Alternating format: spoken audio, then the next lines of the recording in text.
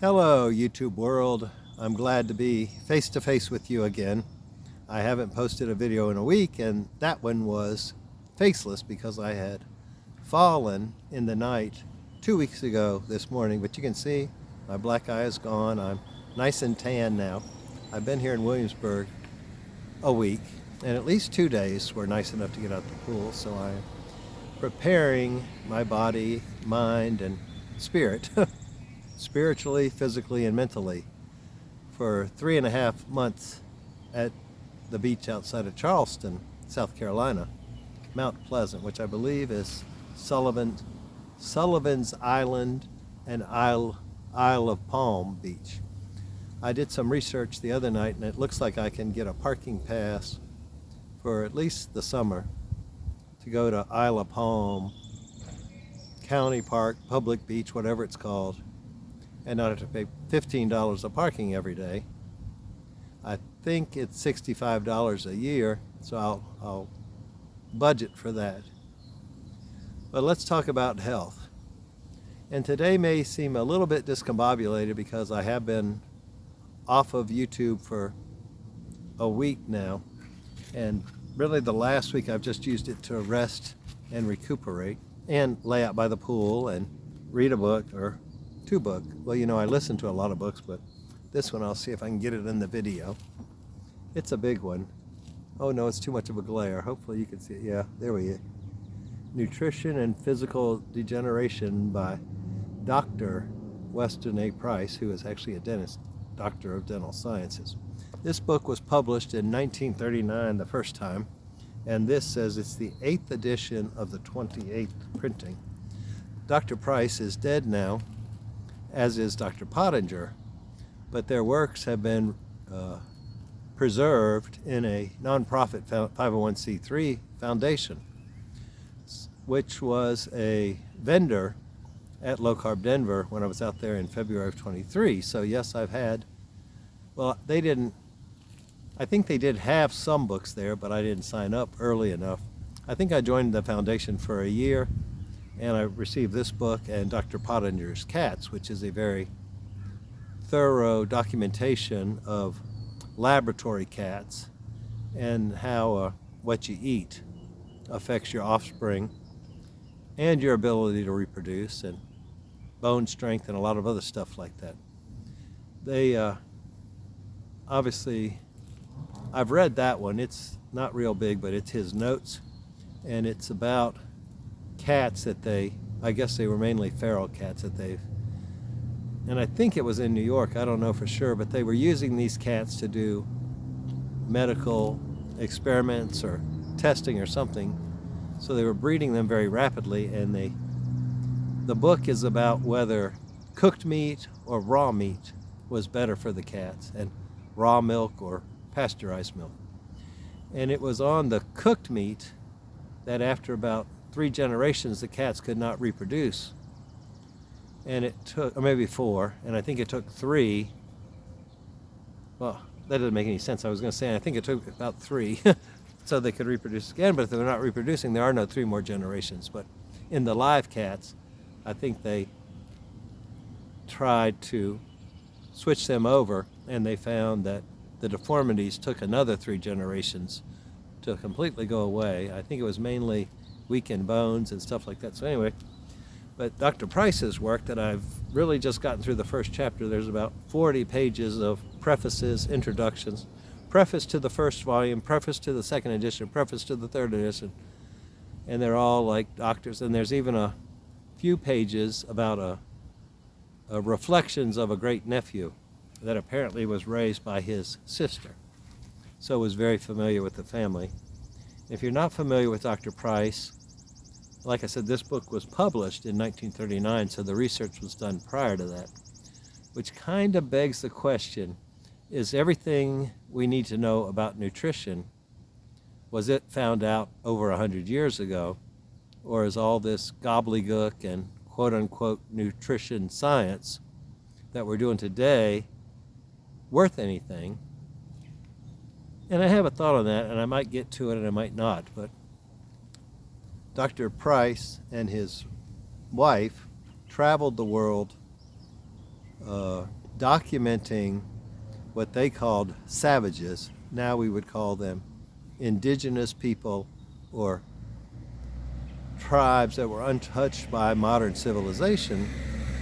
And the findings were actually revolutionary. And if nurses and doctors and medical schools and even high schools and colleges and elementary schools would teach from this book instead of from the food pyramid, a lot of our current modern diseases would be very less relevant or very less widespread today. What he based, and like I say, I'm only through the first chapter, but one of the doctors in the preface to the 4th edition, which I guess, well, I'm in the 8th edition. Thank gosh they didn't put prefaces to all 8 editions. I think it was the 1st, 2nd, and 4th. But he mentioned that every medical conference he goes to, one of the speakers references this book or Dr. Price's or Dr. Pottinger's work. So even today, and I think in the introduction it said that most medical professionals are familiar with this book, but the public isn't. So the book was written pre-1939 to be understandable by the general public. And what it really talks about is going to these people that were eating their traditional way of eating. They didn't have processed foods, they didn't have sugars, they didn't have any of our modern conveniences, but all of them had perfect teeth, fully grown out jaws, so they didn't have to have wisdom teeth pulled out or cut out. And they lived a very healthy, prosperous life. But what is also mentioned a lot in the part I've read so far, so the introductions and the preface and all that, was that they also treated childbearing very respectfully. In fact, before you could get married, the women, especially it mentions, I'm assuming maybe the men too, had to go through a nutrition, had to eat better for 6 months before they could be married, which basically meant before they could have a baby. And a Dr. Natasha, who's originally from Russia, that my friend Dr. Chafee interviewed on his channel. I don't know when he interviewed her, but I just saw it earlier in this previous week, was talking about a lot of miscarriages and a lot of stillbirths are because once the woman gets pregnant, her body says, oh, I now have somewhere I can dump all these toxins. So it sometimes takes 2 or 3 pregnancies for a legitimate, healthy offspring to be born in today's society. So these savages, or what we might call more primitive people, less civilized, and a lot of those terminologies have changed since the book has been written, but we've also pretty much annihilated most of those cultures also, either through modern dietary guidelines or access to wheat and bread and processed crackers and canned meat and stuff like that. But anyway, back in the early 1900s, these societies, maybe that's a better term to use, these more traditional societies knew the benefit of cleansing the body and nourishing the body before trying to produce offspring. And they had very few children that didn't live to adulthood. But of course you have to throw in, they were probably hunter/gatherers, so they had a lot of external stuff that could have reduced their lifespan. And the book has probably got 1,000 photographs in it of people in Scotland, people in Australia, people in Africa, people in America, people in Alaska, Native Americans in Florida and Hawaii that all had perfect teeth and had jaws that were perfectly formed because they were living their traditional lifestyle. So I'm going to share more of that as I go, but we hear a lot of people reference hunter-gatherers and primitive ways of eating, but what Dr. Price proved, and I don't know how many tribes or primitive societies he actually documented, It's a big book. You saw it was a big book, so it's going to take a, but I'm trying to get up early, go to the pool, read an hour before I check my phone, before I check email, before I make a video. But I also want to make a video early in the day, and today I had to change to a couple spots to where this one had the sun because it's about 1 o'clock. I guess the sun is at the height of noon on standard time. And the other thing had a cover and was down by a fountain, a pond that had a aeration fountain in it. So you could hear that, and now you can probably still hear the wind. But anyway, I do hope to get out, whether I'm at the beach or here, for the next almost 11 days, 11 or 12. Well, today's the 1st. I leave on the 12th, so yeah, today plus 11 more. Of course, I won't be going to the pool on the 12th because I'll be getting on the road very early to head to the beach in South Carolina. So I want to have a good base tan before then. In fact, a friend of mine in Minnesota was going through some of my very first video and said, "Oh boy, you look tan here." Well, I was fake baking back then because of the vitamin D benefits, or the benefits of vitamin D that you generally only get from sunlight on the skin. Actually, it takes your cholesterol, natural sunlight, and converts that to vitamin D, which is then absorbed through your skin, and it acts like a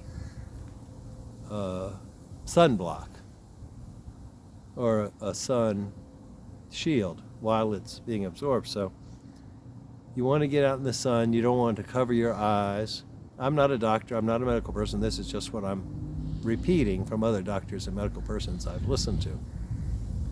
But and their studies, Dr. Paul Mason mentioned in his video on vitamin D and the sun that there were studies done on Scandinavian countries where they go on what's called sunbathing vacations. And the statistics showed that even if you got skin cancer, you lived longer than if you avoided the sun. And that's because the sun not only makes vitamin D, it also makes, I don't know, it does a lot of stuff inside your body. I know it, but I don't remember it right off. So we'll just chat about something else, or maybe just wrap it up. Because I am looking to get into the gym in Newport News, which is about 20 minutes from here, and do my Body by Science workout, which I have really good news on. That is that I gained skeletal muscle mass over the last 6 or 7 weeks between the time I was, so it was 6 weeks ago I was here, because that's when I got the test done in Newport News, and then I got one done in Winchester. I had gained about 2 total pounds. So then we want to talk, we could do a whole video on weight gain for health, or weight loss. Is weight loss healthy? And then I was thinking something there I could do a whole nother video on, but I guess I'll save it for the next time because it has gone with the wind. Anyway, you can see, yes, I'm back healthy. I am back on the channel. Oh, and it is June 1st. So of course I'm going to do a quarterly, not exaggeration, emphasis on my health, my channel, and my well-being. I actually have about 4 months on the road. So that's a little over a quarter. I'm talking quarter, June, July, August, and September, October, November. Well, that's not right. I guess the quarter starts on July 1st. So I'm getting an early start. I'm going to try to make a video every morning. Whether it gets published or not may be a different story. I'm going to try to get sun every morning. I'm going to assume the dog gets up somewhere between 6 and 8 at the house in South Carolina. So I'll take her for a walk. Then I'll try to get to the beach before the parking spots fill up, and do some grounding, earthing, whatever it's called, where you get in the ocean, where you walk on the beach barefoot, where you lay down on the beach. Get your skin in contact with the ground. So lots of overall health things. And another doctor I watched suggested a 2-week protocol of basically lion diet, beef, salt, and water. I still have a lot of pork left. I had been prepping somewhat when I left Texas, and I found at Dad's house this last time in the storage locker a bunch of what I would call spam. It's the Aldi variety called Brookdale luncheon meat, but it's basically the same as the commercial spam. And it was like 2 years out of date, so I said, oh, I better take that and eat it up. And so then I've Googled, and it said, yes, canned meat is good for maybe 5 years, but past the best by date, which means it could lose consistency, it could have a different texture, but it's not harmful to eat. And I've eaten 3 pounds of it already in the past week, so 4 cans. And that reminds me, I need to get back over to Aldi, which is just about a mile from here, and get some of that, what they call melty cheese. It's their variety of Velveeta. I usually take that, add a little bit of a chicken broth to it, or bouillon, whatever I have available, and make it into like a queso, a dippable cheese, which still solidifies when you put it back in the fridge. And then I'll cube the spam and fry it up in some tallow, which I kept from when I cooked the 5 pounds of hamburger when I got here. And I do this with the hamburger too, and sometimes with eggs. I'll just keep that cheese sauce available. You don't want to buy the cheese sauce in the can at Sam's Club because it's mostly seed oils. It's like soybean oil or canola oil, which has nothing to do with cheese and is not real good for you. But anyway, I'll make that cheese sauce, and then I'll cook the spam, and I'll melt a little bit of the cheese, and I'll put the hot spam on it and mix it up. And that's kind of been my meals for the last, I've eaten some of the hamburger, the ground beef, and then in the mornings maybe I'll put either spam or ground beef in the frying pan, add some eggs, add some cheese, make it into a big meaty cheesy scramble. So I'm not quite ready to go 100% beef right now, but I am still pretty much carnivore. I'm going to tighten that up. You know, I just had a birthday at the end of April, so I guess 1 month of celebrating is probably enough. I have had some ice cream, and I'm still eating sourdough bread, and I'm trying to decide whether I need to get rid of that altogether, or if definitely the ice cream, but the sourdough bread, I'm thinking I might be able to make some if I can get, when I'm 3 months in a place, I should be able to get the starter started and cultured to where I can make some, but there are still some drawbacks to that. In fact, that's another whole video I'm going to make. Is Dr. Chafee is known as the Plant-Free MD, and he has a very popular video called Are Plants Trying to Kill You? And I haven't asked anybody to subscribe or like or comment yet, and it's probably too late, but there should be a little red, white, blue circle in that corner that you can click on if you want to subscribe. But if you're just starting, that's not a requirement, it's not necessary. Just leave me a comment and let me know you came by. I'm glad to see you. I hope you're glad to see me. I should be appearing much more rapidly than I have been. It's a new quarter. I'm calling it a new quarter because really a quarter is only 3 months. New quarter, I had a birthday, so it's a new decade. I turned 60, and it's a new season since summer started a couple days ago, so let's make the best of our health in this. Oh, that's the other thing I was going to talk about.